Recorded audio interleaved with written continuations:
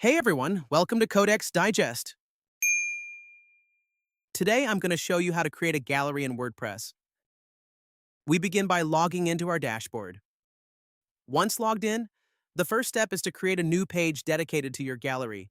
You can name it anything you'd like. This helps keep things organized, especially if you plan to reuse this page or link to it later.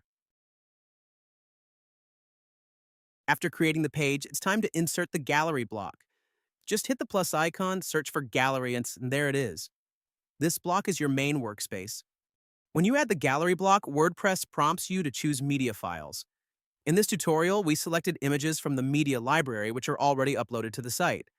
However, if you're building this from scratch, you can now upload your own images. WordPress lets you drag and drop or manually select files from your computer. Once the images are in place, don't stop there. Take a moment to add captions. You can click directly under each image to type one in or remove them entirely if you want a cleaner, minimalist layout. Now let's insert the gallery. As you can see, some of the images have captions while others don't. Let's remove the captions to make everything more uniform. Now here's where it gets interesting. WordPress gives you more control than most people realize, right from the block toolbar. We explored every element in the tutorial, and each one has its own purpose. At the top, you'll see the gallery block selector, which lets you jump between the parent block, the entire gallery, and the individual image blocks inside it.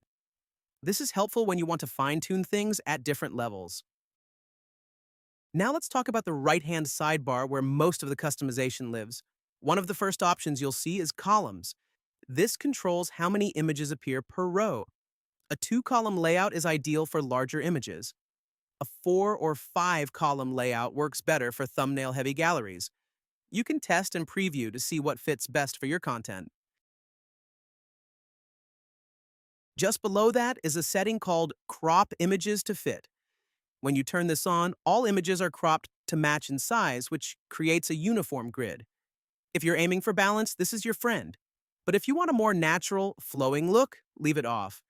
And then there's the Masonry layout, our favorite from the tutorial. We opted for this because it gives your gallery that Pinterest-style vibe. It's clean, modern, and works especially well for vertically shot photos. No two rows look exactly the same, and that's the charm. You can also adjust the gap between each image and customize the background color, border, and border radius of the gallery. Further down, you'll find image styling options. WordPress offers 2 default styles, default and rounded. We chose default in the video to keep it clean, but if you want to give your gallery a softer feel, rounded adds curved corners to your images.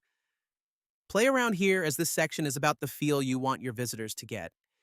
After customizing your gallery, make sure to save your draft. WordPress automatically saves as you go, but hitting that Save Draft button ensures nothing gets lost. Once you're happy with the layout, the spacing, the captions, and the overall look, your gallery is ready. No plugin, no external builder. Just clean, fast-loading images displayed exactly how you want them. Hit the Publish button and you're good to go. If you found this tutorial helpful, don't forget to hit the like button and subscribe for more WordPress tutorials. Happy building!